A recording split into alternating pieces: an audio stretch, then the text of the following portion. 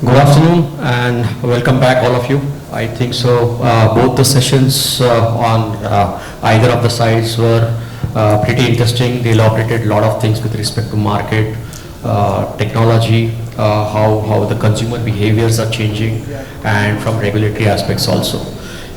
Before I delve a little more on the subject for the day, which is AI in automotive, I'd like to take a quick poll in the audience. How many of you have been in the industry for more than 10 years in automotive industry? Wow, good. Almost 50% of it. So we have seen a sea of a change as an industry moving from mechanical to electronic to more software driven vehicles, and it's very interesting to see how not only the supply side but also demand side has really evolved.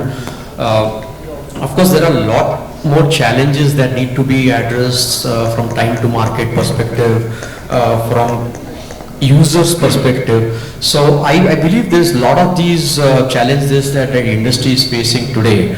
AI seems to be a very lucrative, or maybe what's a magic wand to resolve many of those challenges. Of course, it has its own set of issues being multidisciplinary. But today we have a set of expert panelists from the industry, and a very good mix of somebody who can speak more on the product, somebody on the software side of it, and also the data analytics, and from engineering to services. So without further delay, I'd like to open my panel today, beginning with Mr. Arvind. Thanks for joining us. Arvind, I know you have spent a lot of time in the industry and potentially used many technologies to create products what we see today.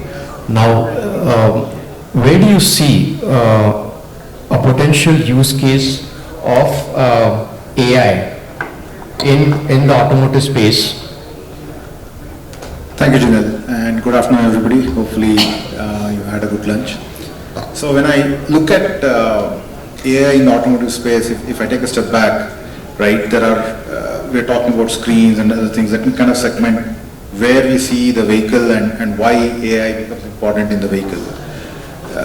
There are 4 screens that you usually deal with: your TV screen, your laptop, your phone, and this is the 4th screen, the car. There are 3 spaces that you deal with: home, office, and your car. The car is becoming a 3rd space. If you're in Bangalore, it's probably your primary space, but stuck in traffic jam. But humor aside, it's the 2nd biggest purchase you'll do in your life.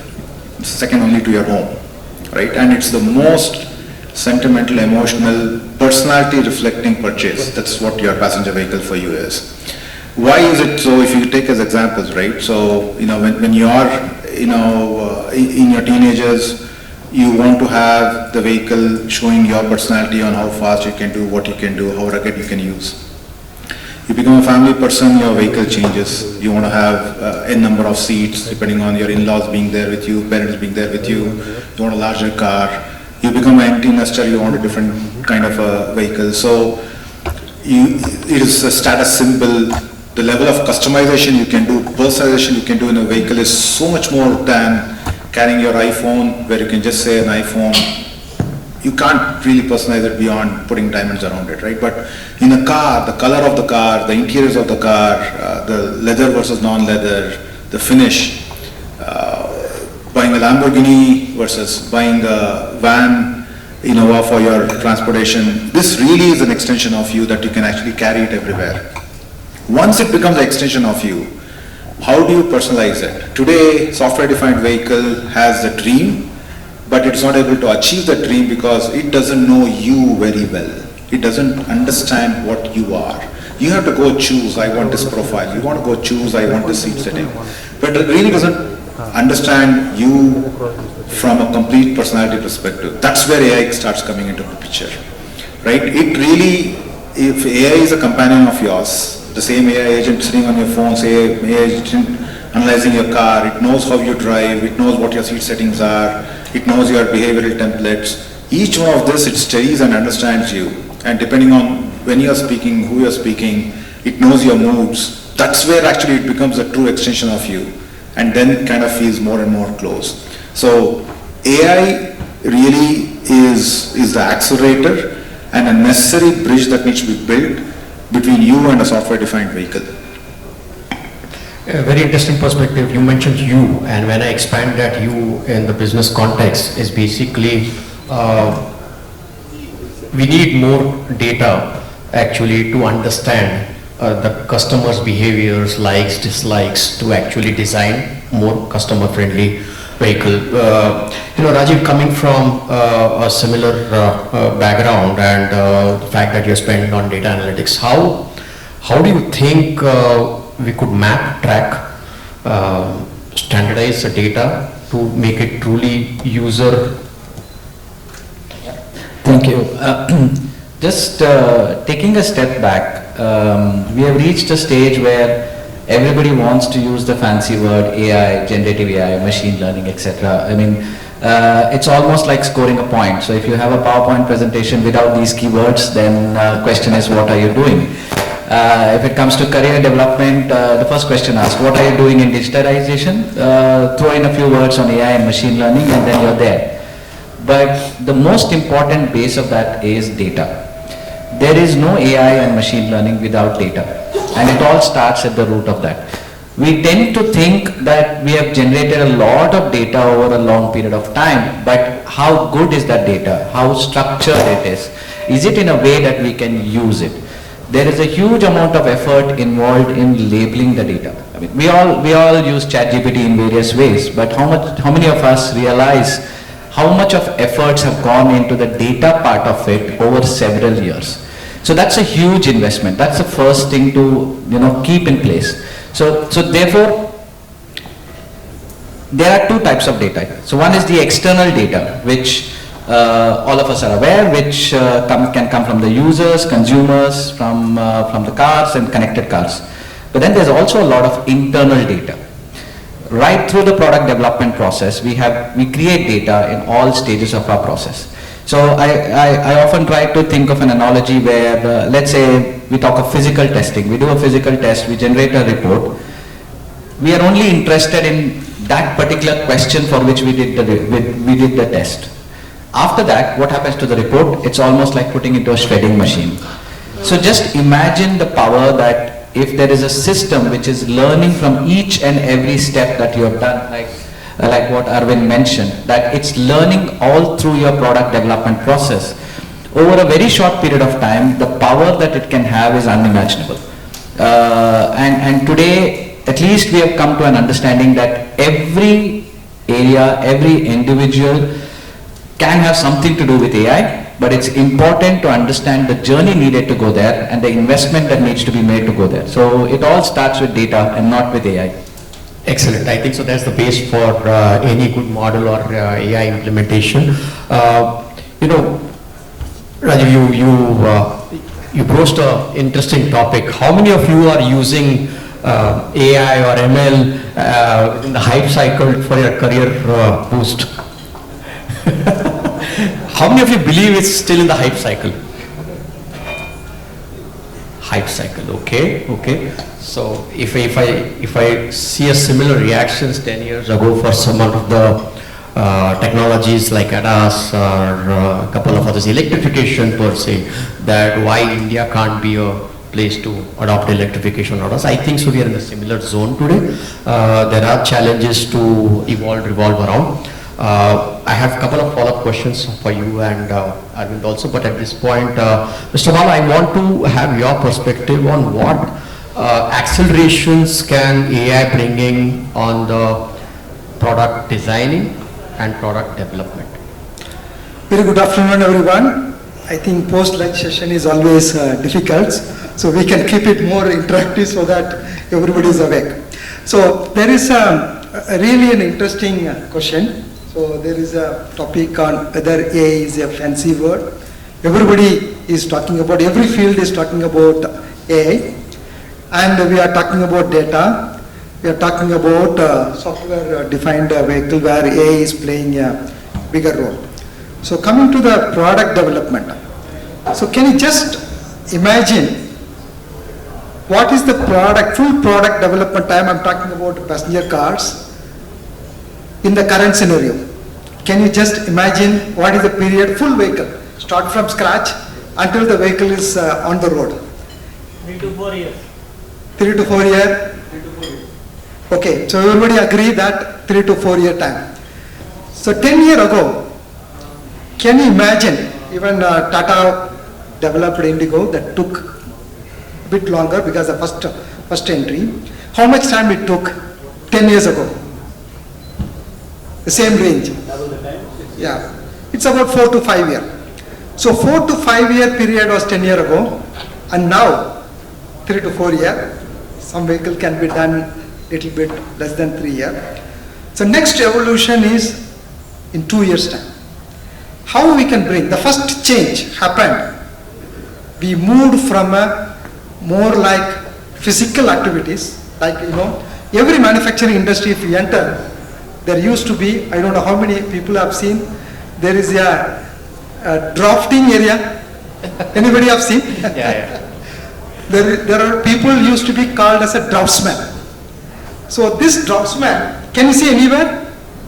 Everything converted into CAD. There is a CAD, CAM, CAE. So that evolution has helped to move from a 4 to 5 year or 6 year to 3 to 4 year. How we can move from this to the next level? This where AI and digital plays the bigger role. We cannot leave alone digital because there are many things which can be done without AI. The fancy word comes, everybody thinks they have to go to AI to do this acceleration.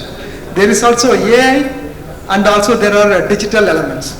Digital elements in the sense there is a RPA where without AI can be done. There is a lot of automation, just by scripting we can do. True. But AI is the next level.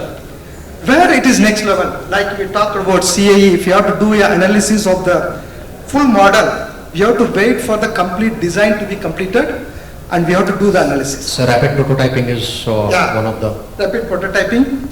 And this, how this can be almost can be done at the beginning of the product development. There is a term called surrogate model.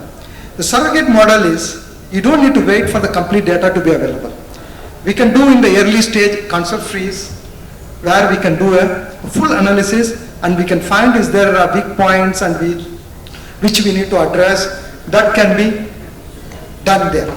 So, which solves the problems which we'll overcome when the full design is completed and we do the analysis, or when we do the rapid prototyping, where we find there is a concern which we need to go for again the drawing board.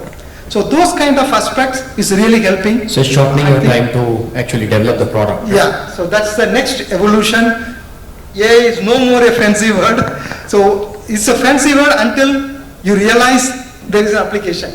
So 5 to 4 or maybe 4 to 3 from where we are, but my question is whether it's going to get down from 3 to 2 due to... Yeah? Exactly. Okay. Yeah. Fine. So very interesting thoughts, rapid prototyping, making sense out of software developed vehicles, why AI is an enabler. Rajiv says AI is as good as the data that we have. Pallavi, your thoughts on? I think the topic we were just discussing before coming on the stage was the AD-ADAS. I'll just touch upon it, autonomous driving and AD-ADAS. We were thinking whether we should discuss that today or not, because there has been a lot of discussion happening in the other room, and there has been thoughts that AD-ADAS features are there, but people are just switching off. Nobody is using. It is not at all usable in Indian conditions. There was very interesting thought came in from Ujjwala Karle that there has to be some ADAS city, wherein all the scenarios will be generated and it can be tested there, where all the traffic conditions, Indian conditions would be there. So that is the one thought process. Now, second, what I would say is that is fine, like we do not have matured ADAS features, very challenging to have in the Indian conditions, traffic conditions, your vehicles not following rules and all, that is fine. But when we are planning to go to autonomous vehicles, of course, first is ADAS features you need to have in place, then you move to the autonomous vehicle, then you fully have level 1, 2, 3, 4, 5. So till now how we are doing. There are a lot of sensors in the vehicle, there is a camera, there is a radar, a lot of data getting generated. I am generating the algorithm and trying in some good condition that it works fine. I go to the real time environment, it doesn't work. So now where does AI come in? There are two aspects. One, how I can strengthen my algorithm generation or my AD-ADAS algorithm development itself with AI. That is the one crucial part. Second interesting part is, I'll come to the first part a bit detail post the second one. The second is, now we are saying we are not able to test it. There is no such infrastructure wherein I can test it. That's where the AI particularly comes in, wherein we can generate entire simulated data. And that's where the Gen AI can be used, because Gen AI is what? It is the one technology, one level advanced about, of course it is a subpart of AI, which can generate text, image, videos, whatever, the new content. So we have to use this technology, Gen AI, on the second part where I can generate the synthetic data, synthetic scenarios, and I can test it. So that is the one enabler in AD-ADAS autonomous vehicle where AI Gen AI can play a role. And of course now you have a lot of, as rightly said, data is important, and everywhere you have a huge data. The vehicles are connected. Entire 500 millisecond I have entire CAN data going on my cloud. I have all the sensor data, vehicle data, image data, all those things. I need to have some good algorithm which makes sense of it. I am able to take a decisions based on it. I am able to understand what is the object, how to identify the object, complex scenario. So these are the two things I think where I think AI Gen AI in this topic can definitely help. Of course it is the progressive journey. We don't see in a 1 year or 2 year autonomous vehicle coming into the India. I would agree. Gen AI is a step further, but we are still stuck at getting the AI model work rightly. You mentioned, of course, Arvind mentioned that AI is replicating you, and to replicate you, you need to have more structured data, if I may call, Rajiv. So coming back to the question that how do we evolve as an industry? Each OEM may have its own set of softwares, hardwares, data, but it may not be as good enough to create an ideal solution from a customer perspective, right? So you as a group may have your own perspectives of approach and using that data. So how do we, as an industry, do you think it's realistically possible, one, that data sharing, data privacy, because without that, neither your resolution on using Gen AI as a tool to replicate with whatever data that we have. So what's your thought, Rajiv? I can say that today I think we can safely say that we have reached a stage where data is the king or queen. So it took me 20 years to hear that, man. That's for a while. Because I mean, now, at least now and the next few years will only be about software and data. So that is very clear. So it is a little bit still complex if OEMs do want to treat data as the golden basket, which, so the idea is good that why not have a consolidated consortium who can manage all the data, and then all the other OEMs can then plug in, or service providers can plug in and deliver services. The idea seems good, but I think we are still some years ahead until the OEMs themselves have mined it fully in order to make the best use of it for various opportunities and delivering services and activities like that. But it's a good thought, but it's still some way up. I'd like to counter on that. Maybe the challenge that you spoke about on the learning curves of each OEM, I think so. Isn't that a brilliant way to really collaborate and see how we can shorten that learning curve? Maybe Arvind, you want to expand those thoughts on what's your perspective? If collaborative work would help in faster adoptions? Yeah, I personally believe that's the only way to frog leap, right? In racing, there's a term saying that you cannot overtake a car by following the car. You have to take a different line. So if each OEM right now, what Rajiv said, I fully agree with him, is treating data as their crown jewels. We need to keep it close to our heart because I don't know how I monetize it, but I'll just keep it until I figure it out. The person who will unlock it will basically be the person who got cross-domain visibility. And if we don't figure out the right partners, then it's the tech giants who will unlock it, right? Apples and Googles of the world will eat our lunch. So I think there needs to be an experiment. I won't say a combined effort, at least an experiment to see how we can cross-learn within of the industry so that the domain expertise can be built. I think so. Similar analogy holds true for battery swapping thing, right? 3 or 4 OEMs had that consortium, and it looks like it's taking off at least in 3-wheel space or the fleets where there's more adaptability and makes more sense. So, you know. Another one was the USB charge standardization, right? Now Yes. to standardize it, Yes. your focus is on innovating fast chargers, not locking the market with a charger connector type. So, But then another thought, what is your USP in the market if you're going to share that entire platform for an equivalent learning? Yeah, no, I think that Arvind already mentioned that the USP will still continue to remain the domain expertise on how you leverage it for an application, because we heard in one of the earlier talks as well that the core of the expertise will still lie with the domain, with the OEMs who are in charge of the technology and product, that they know it so well, and now that they have the power of data, they will be in the best position to leverage it even in an even more better way. It's only that you get there much faster because the toughest part, which is working with data, is taken care. Now you can just match them and apply them to a whole new set of experience. Also, it's whether you want to really expand that ecosystem beyond your automotive ecosystem, why a lot more software companies becoming OEMs themselves with the play. Pallavi, you mentioned about, you wanted to add something? Can I make actually this is a very interesting question. So data is the cost, data is the value, that's the key. So I read in the newspaper this morning, so the market of AI in India, can you imagine how much value? It's mentioned 7 to 10 billion US dollar today. And globally, all over the world, it's a 450 billion US dollar. India is at 15% of the share of the global. So the data is having a much bigger value than what we imagine.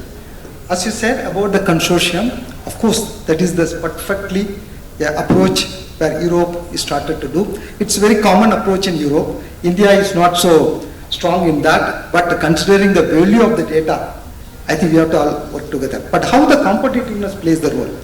So here the data is common and everybody can start the journey with the data. How the learning happens, that can be the big competitiveness. Someone can learn so quickly and update, they are the leader.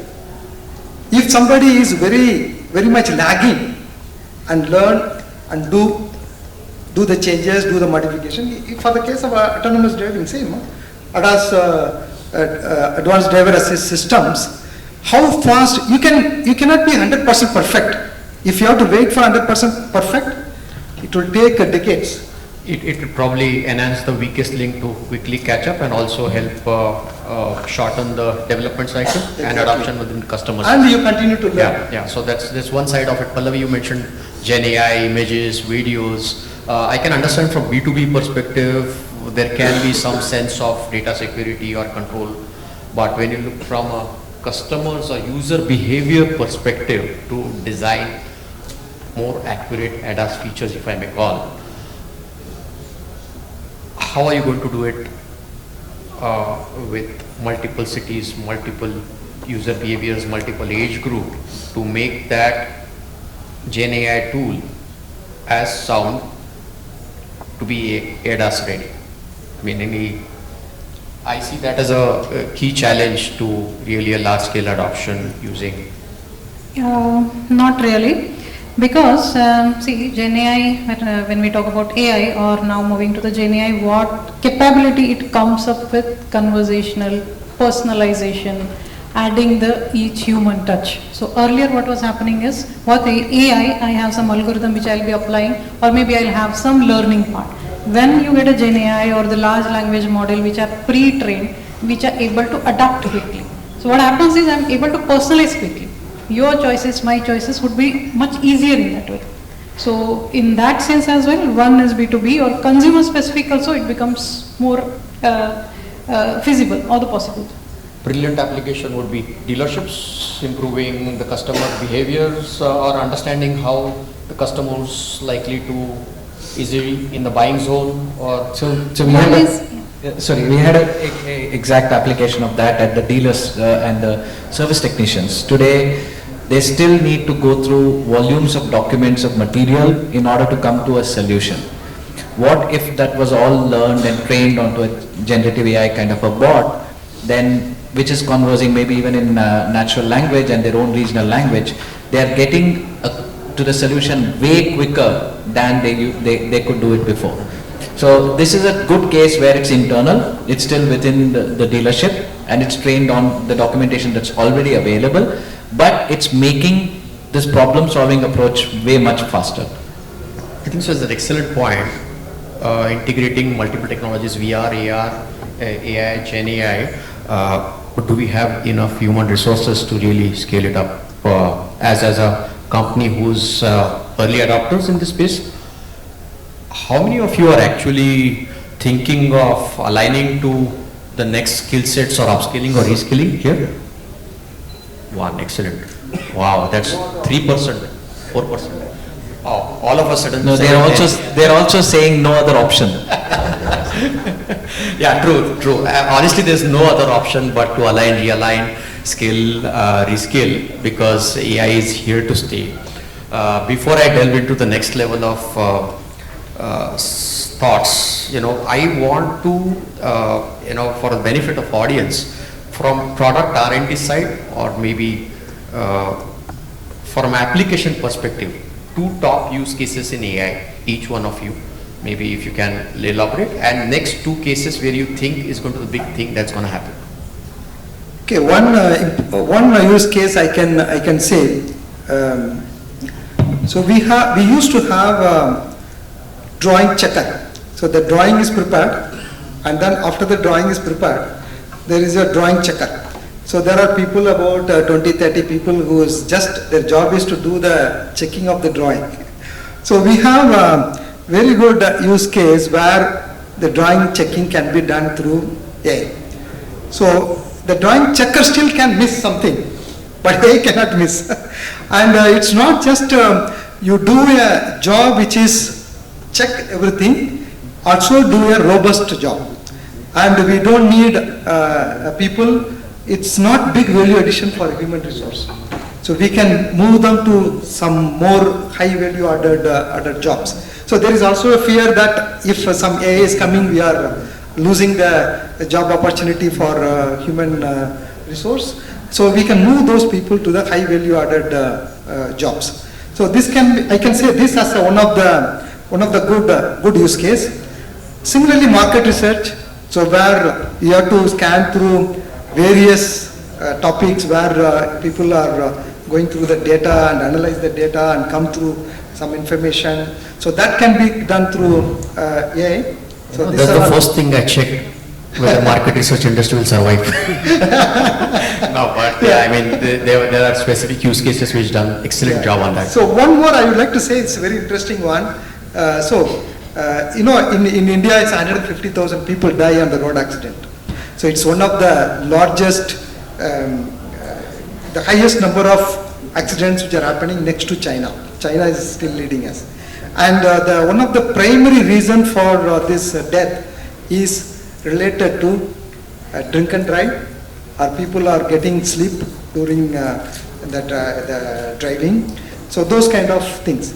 How to avoid? There is a technology called driver drowsiness alert. So driver drowsiness alert is one of the regulatory topic, is also under discussion. One question, Mr. Bala. Why wait for regulatory when it's a question of life?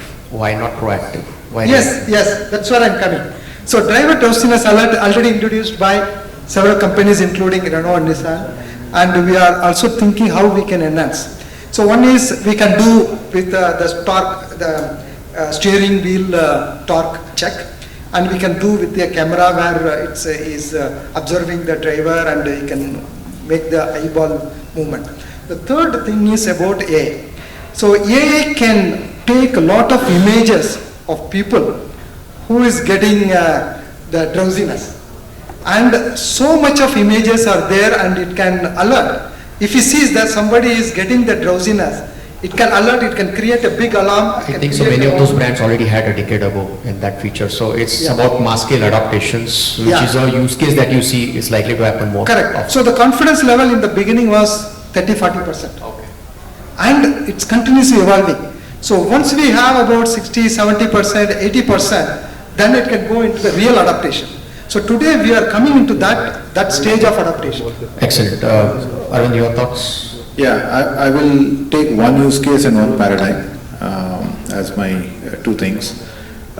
See, there's AI in design, like what he mentioned. There's AI in manufacturing. There's AI in maintaining the car. There's AI in experiencing the journey. There's AI in reselling the car, UBIs, user registry, etc., etc. I say the top use case is being a companion to the driver, or the companion to the driver and the passengers. I think that is the number one.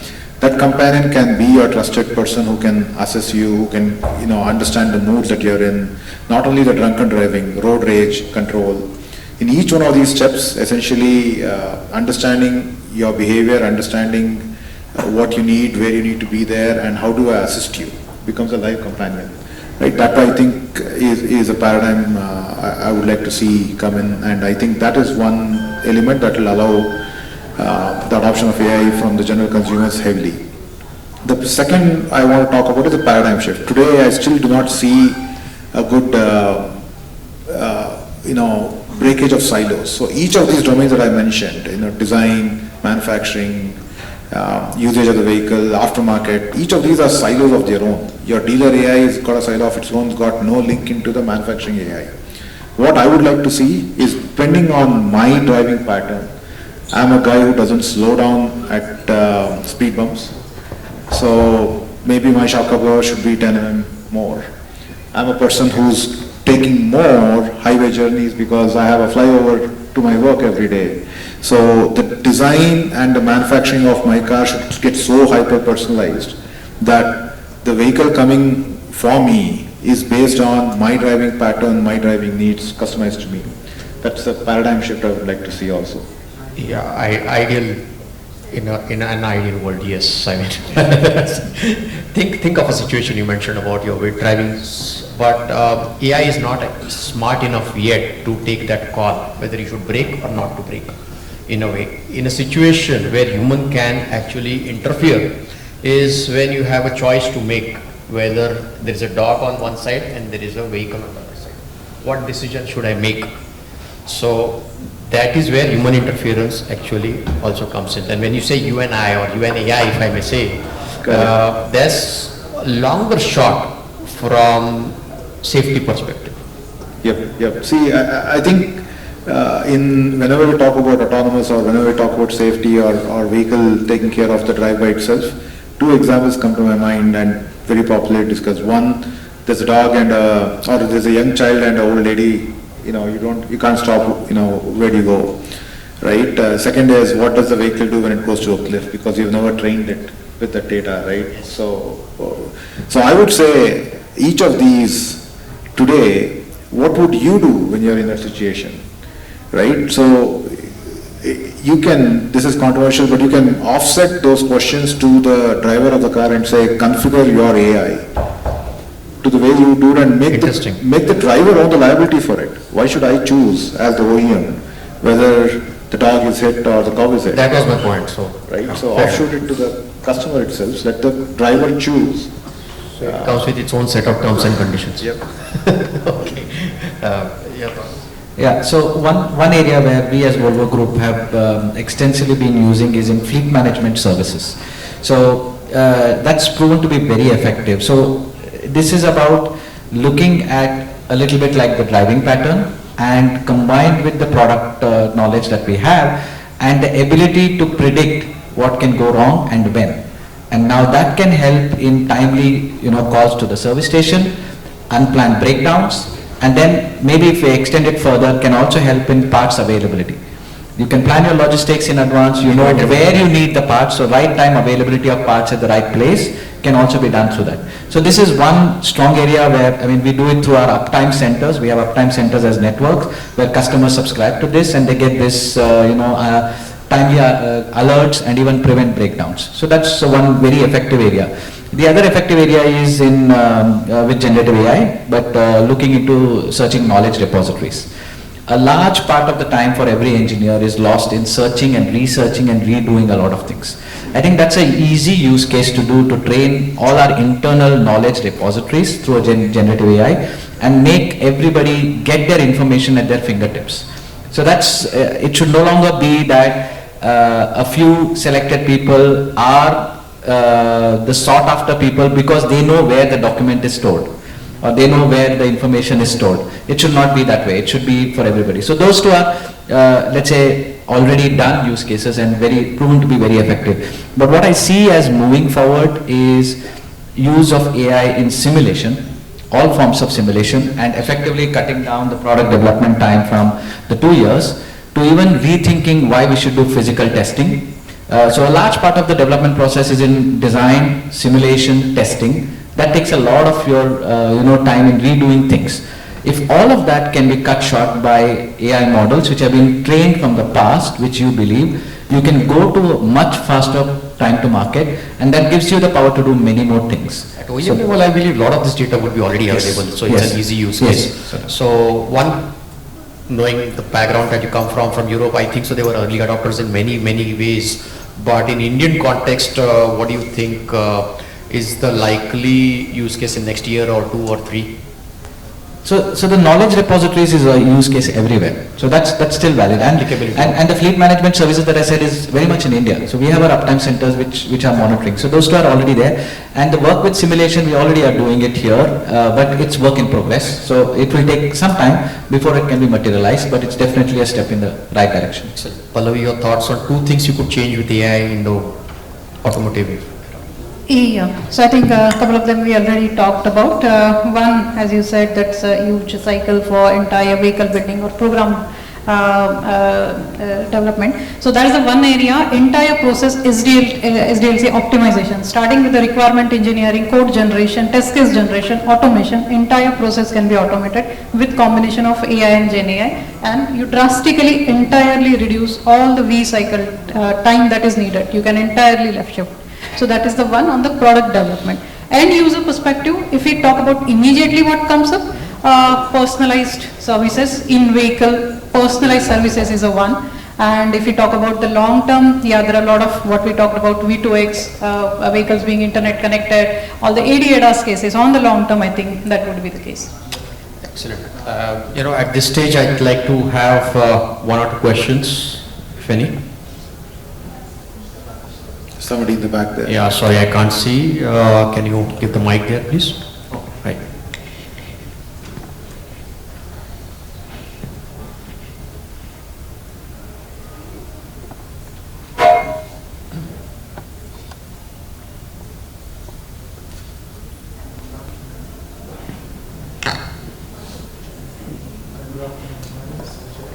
We can't hear you You yet. can't hear.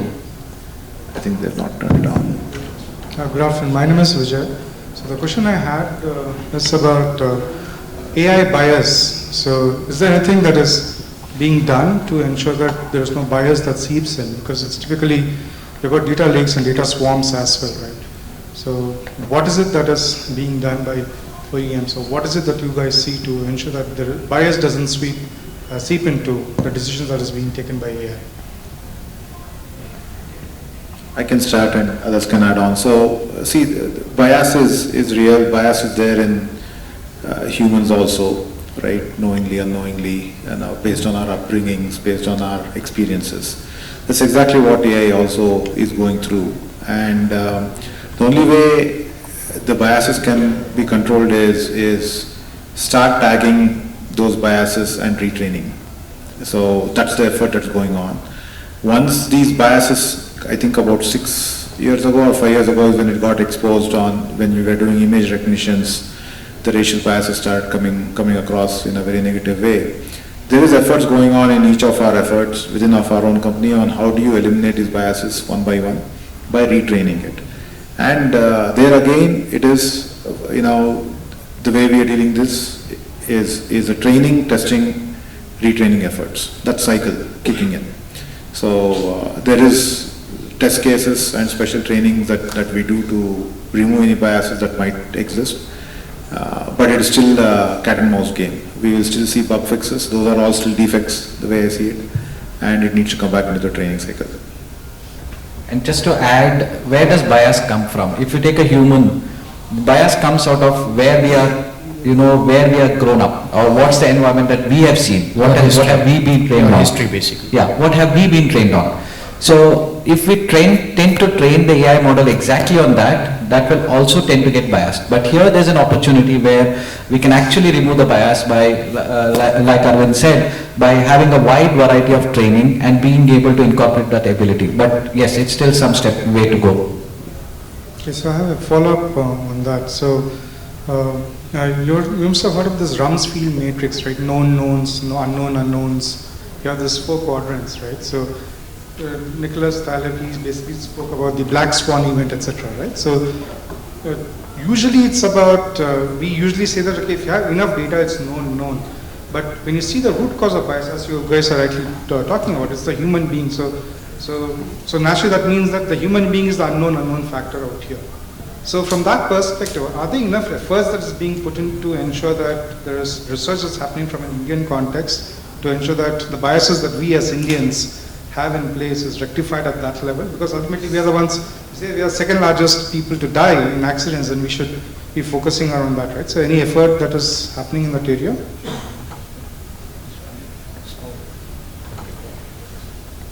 It's a long way to go.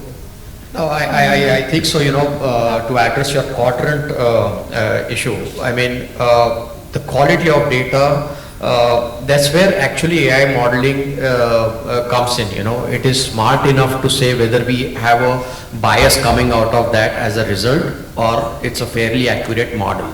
And that's where AI modeling comes into picture, that it eliminates the human biases that we generally tend to give even during data entry stages or choosing the set of data. So like you rightly said, large amount of data, varied amount of data, and also we'll have to play around with the right set of models to arrive at what is the nearest possible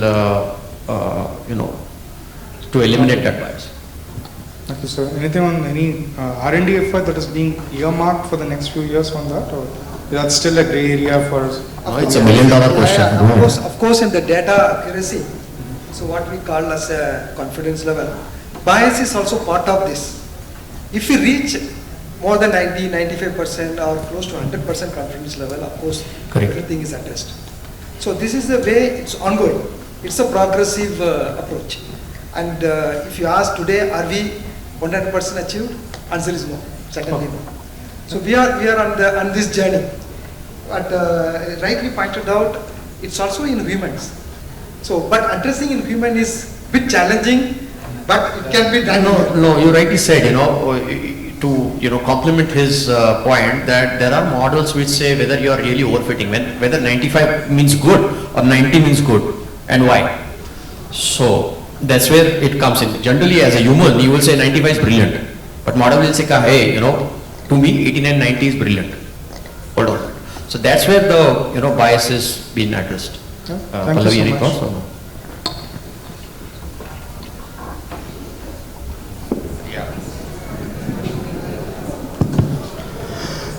So a lot of things being talked about AI, and it's all about data.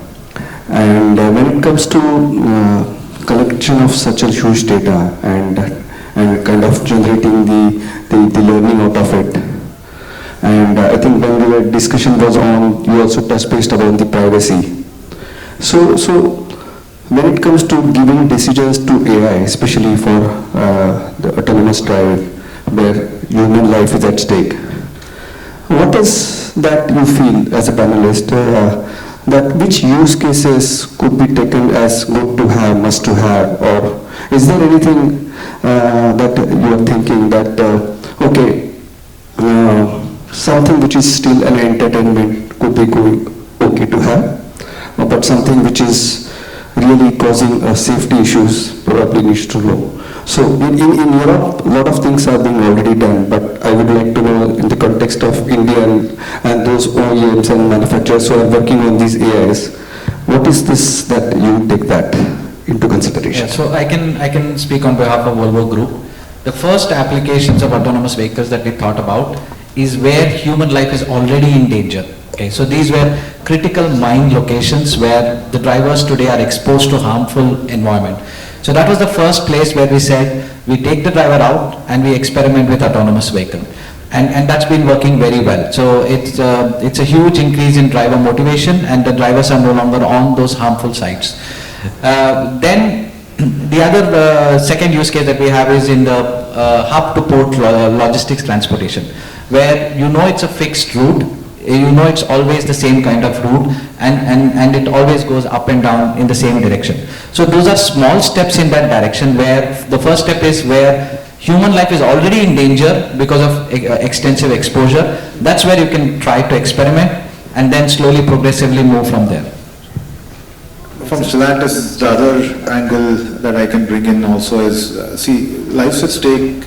There's a short-term and a long-term point of view, right? The life's at stake, short-term is there's an accident. Long-term is looking at carbon neutrality.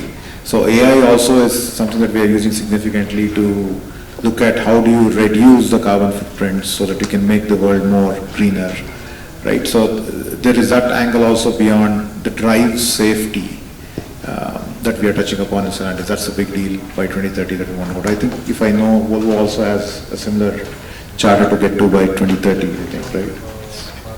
Pallavi, you wanted to add something? Yeah, just to add, when we are talking about AD ADAS and all, of course it is far from reality for India. We cannot have autonomous vehicle immediately in next few years to come for. But AI definitely should be for the safety, as already mentioned, like emergency braking or the collision detection, collision avoidance. At least these cases we can start with, where the safety of the passengers is important for, and then slowly move to the level 1, 2, 3, 4 of the automation. Sure, I think so. The product basket appears to be pretty clear in terms of safety. Is no compromise zone. So on the must have basket.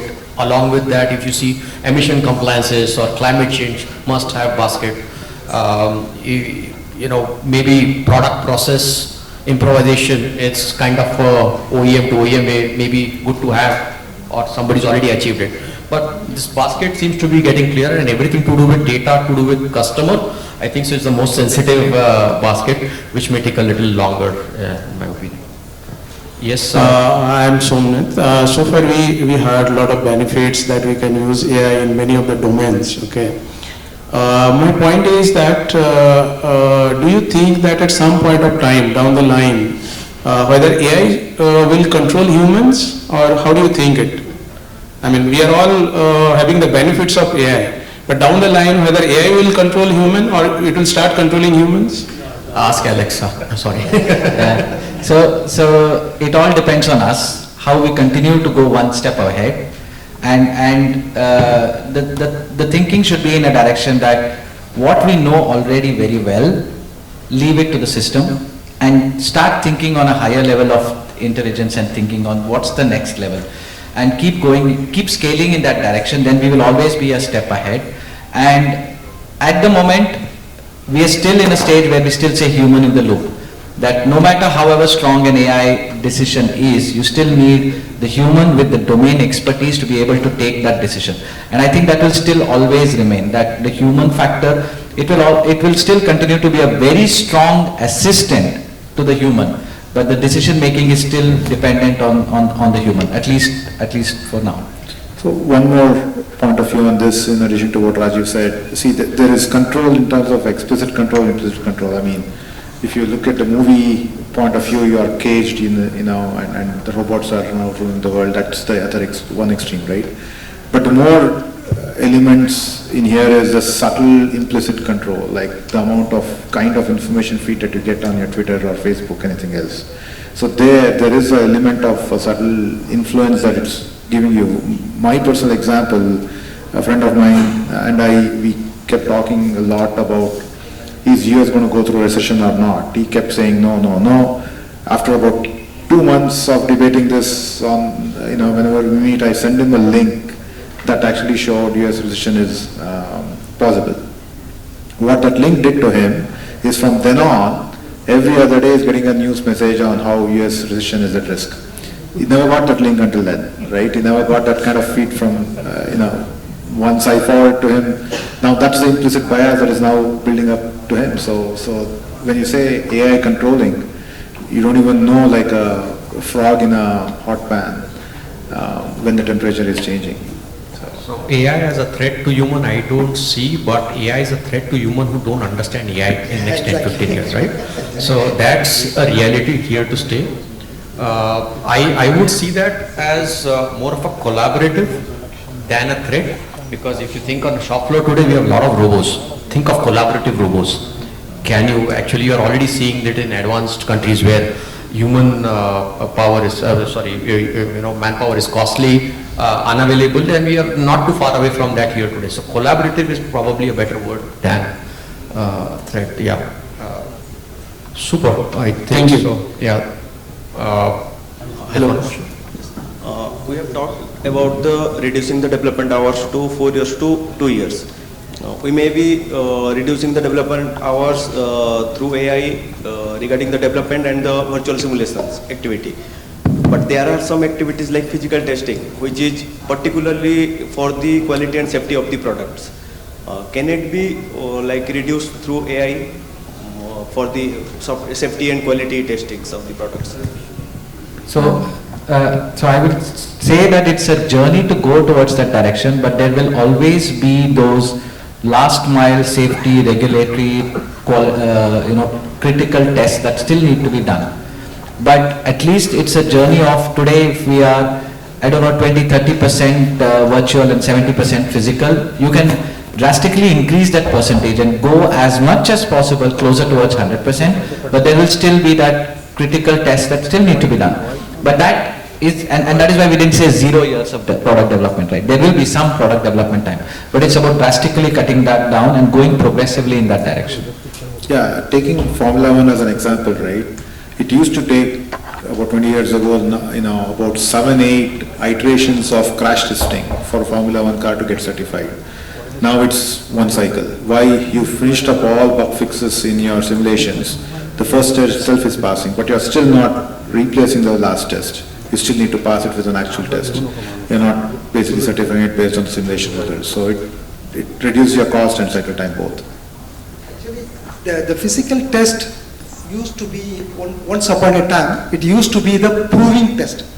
That means, so the development will happen, whether the design was right is done in the testing. So we used to have a lot of failures in the test, then we have to go for rework.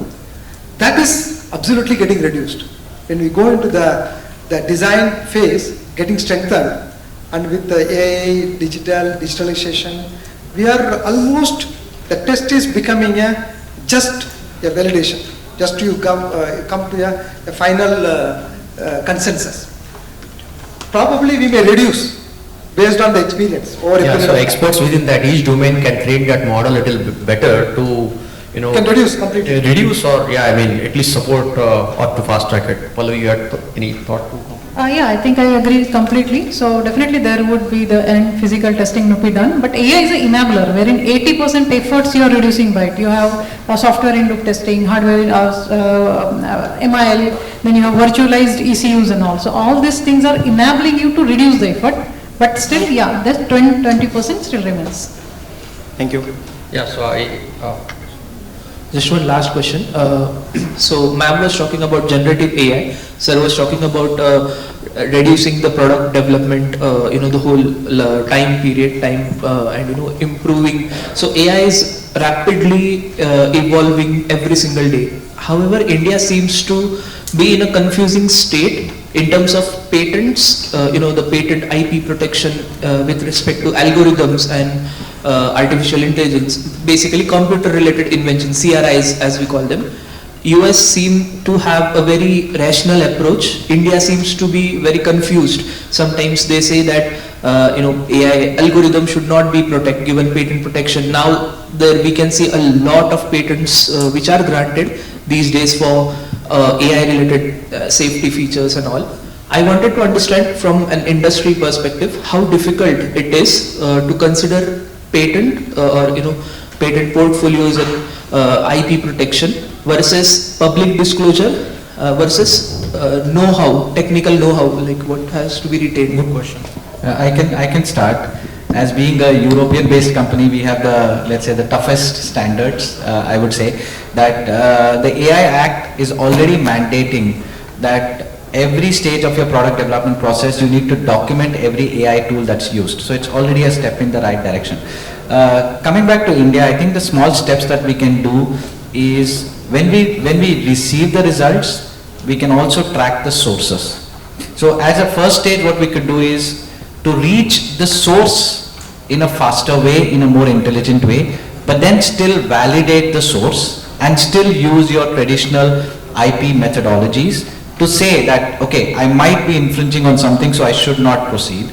As against, maybe it is open source, it's free, it's published, so there is a free place to work around, and so therefore this can continue to the IP professional as well, that they can also use this as a guide that in order to tell me, go towards the sources. So some of the Gen AI tools that we are trying to build now is also trying to say the source where it is, so that you can validate it quickly before you take the right decision. I think so, Rajiv, his question was a little different. He was actually directing whether what stance we should adopt, whether it should be open or whether you should apply for patent. I think so. There is a learning curve for each. Maybe they had an open source in US and then a lot of development did happen. I think so. It's an individual country's stance in a way, but in my mind, when US started decade or 12 years ago, they didn't know that it's going to become so much of an hot discussion or the real value creation within the algorithm. So today, if you are taking a different approach, maybe. So I fully believe the AI work that we do should be patentable, and because the way even if you're not using your own model, if you're training the model based on your use case, you're tuning the model, that itself is your own IP, right? The example that Rajiv just said about the dealers now have a trained AI agent that knows the complete repair manual. That agent is yours, and how you train it so it can give you more accurate information and less hallucinations. That is your contribution to that. You're building your incremental value on it. It is patentable. I think in India there is still work that needs to be done, but I definitely believe it should be patentable. And also in many cases the patent generator may not be the direct user. So that's also a very important aspect too. But the issue is it is open to all. The concept, what you put in the patent, at least the core of the concept is available. So there is a different standards applied by different companies, and there is one regulation which is coming in Europe. It's called explainable AI. Explainable AI is what you have done. You cannot mask completely. What you have done has to be explained. So that maybe that is to authorities at least. So that way it's not open. It's not fully closed. There is an explainable AI which you need to explain. So with this, I'd like to close the panel. Yeah. All right.